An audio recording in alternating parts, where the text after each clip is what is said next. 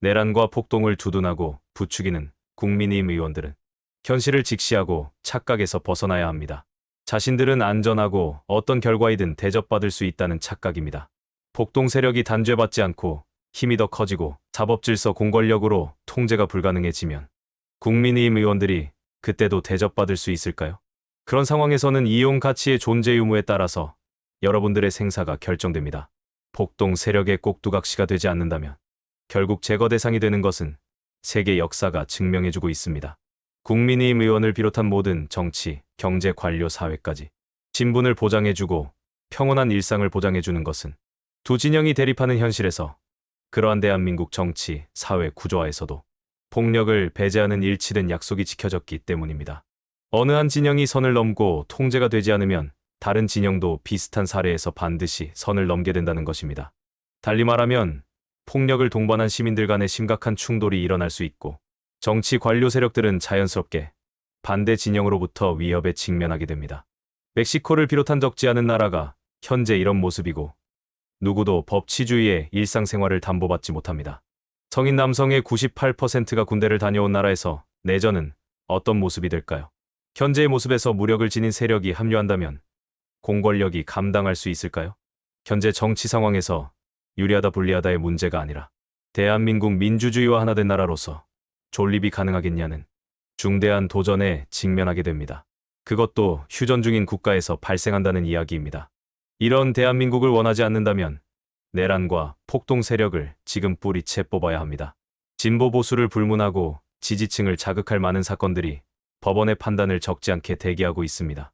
내란과 폭동에 명분을 주는 듯한 발언들이 어느 정도 위험한 일인지 정치권은 특히 살펴야 합니다. 긴급 대법관 회의가 열렸습니다. 법치에 도전하는 폭동을 일으킨 가운데 조희대 대법원장은 이례적으로 긴급 대법관 회의를 열었습니다. 긴급하게 열린 대법관 회의에서는 어떤 결론을 내었을까요? 대법관 회의를 마치고 법사위에 출석한 천대엽 법원 행정처장. 네, 법원 행정처장님. 예, 지금 회의하고 오셨죠? 예, 대법관 회의. 대법관 회의 예. 통해서 혹시 서부지방법원 폭동 사태 경과 보고서에 대해서 회의한 결과를 오늘 잠깐 지금 보고해 주실 수 있습니까? 예, 그럴 수 있겠습니다. 네, 그러면 잠깐 보고를 받도록 하겠습니다. 먼저 두 꼭지, 한 꼭지는 이제 저희들이 내부 확인용으로 이번 이제 서부법원에서 이제 법정 청사 진입 사태, 난입 사태에 대해서 정리한 부분을 말씀드리고, 또 한 가지는 그와 관련해서 전체 대법관님들이 다 오늘 오전에 모여서 이런저런 우려와 또 이제 걱정을 나눈 그런 부분을 간략하게 말씀을 드리겠습니다.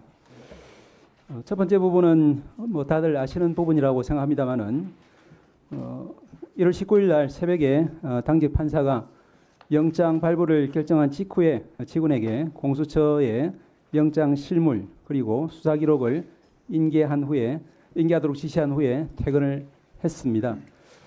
그리고 2시 53분경에 공수처에서 영장 실물과 기록을 수령한 것으로 보입니다. 2시 59분경에 서부지방법원에서 영장 발부 사실을 공지를 했습니다. 3시경에 대통령 구속영장 발부가 언론을 통해서 보도가 되었습니다. 3시 7분경 인근에서 시위를 벌이던 지지자들이 극도로 흥분해서 경찰 저지선을 뚫고 일부는 담을 넘어 법원 경내에 침입을 했습니다. 3시 21분경 지지자들이 경찰로부터 빼앗은 방패나 플라스틱 의자 등으로 법원 정문과 유리창을 깨부수면서 법원 내부에 진입을 했습니다. 당시에 그 지지자들이 소화기 등을 던져서 법원 유리창과 집기 등을 부수고 또한 영장을 발부한 판사를 찾기도 했습니다. 이 부분은 7층까지 올라간 것으로 확인이 되는데 그중에 7층에 있는 판사실 중에서 유독 영장 판사 방만 의도적으로 파손이 되고 그 안에 들어간 흔적이 있는 걸로 봐서는 이런 부분에 대해서 알고서 오지 않았나 하는 추측을 하고 있습니다. 3시 32분경에 경찰이 법원 내부에 투입되어서 지지자들을 진압하고 현행범으로 체포를 시작했고 그 사이에 법원 직원들은 혹은 옥상으로 혹은 지하로 대피를 해서 신병의 안전을 도모했지만 그 과정에서 심각한 정신적인 충격을 많이 받았을 것으로 저희들 보고 있습니다. 5시 15분경에 청사 내 진입자가 경찰에 의해서 모두 퇴출되었지만 일부 시위자들이 여전히 청사 외부에서 경찰과 대치하는 상황이 이루어졌습니다.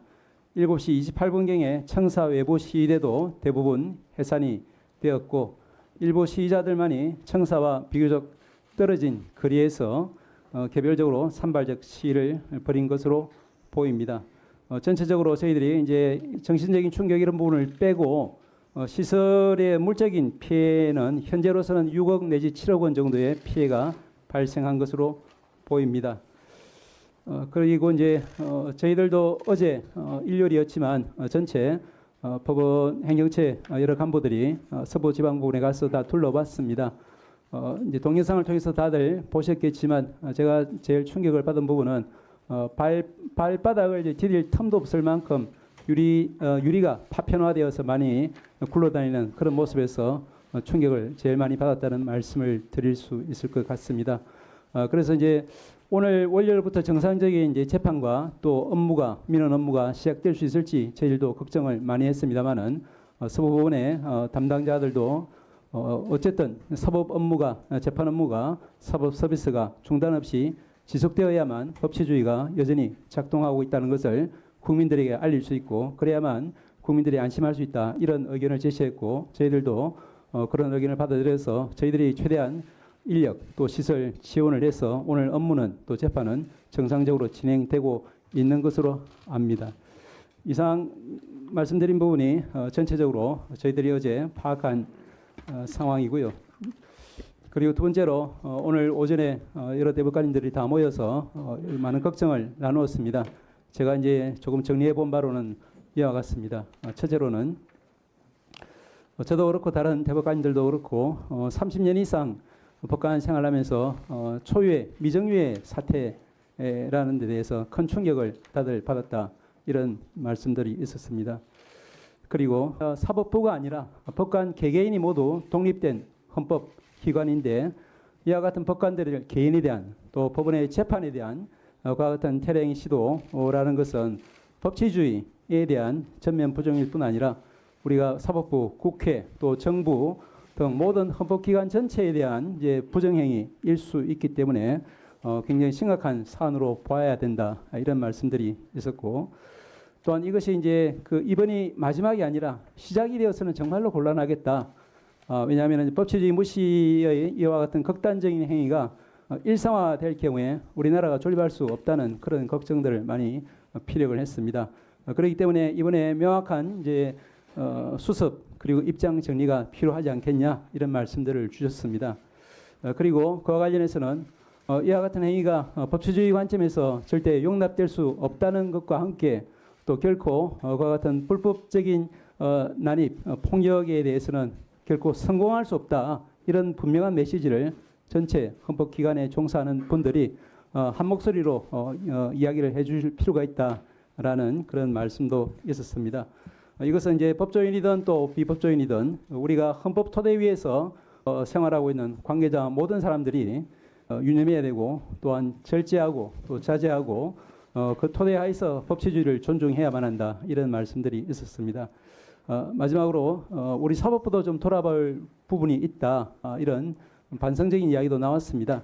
과연 우리 사법의 모든 재판이 이제 신속, 공정, 형평성에 문제없이 잘 이루어지고 있는지 그 부분에 대해서 일부라도 국민들이 좀 불편해하고 또 이제 신뢰하지 못하는 부분이 있다고 하면은 그런 부분에 대해서는 우리 사법부가 조금 더 반성하고 조금 더 노력해야 되지 않느냐 이런 지적들도 많았습니다.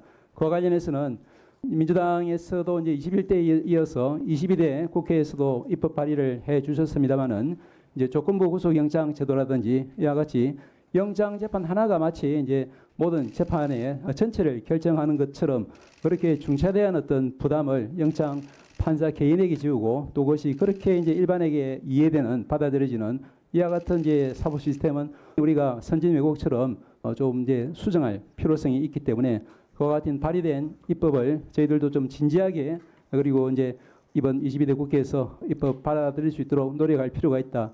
이와 같은 취지의 말씀들이 있었습니다. 예, 이상입니다. 네, 보고 잘 들었습니다.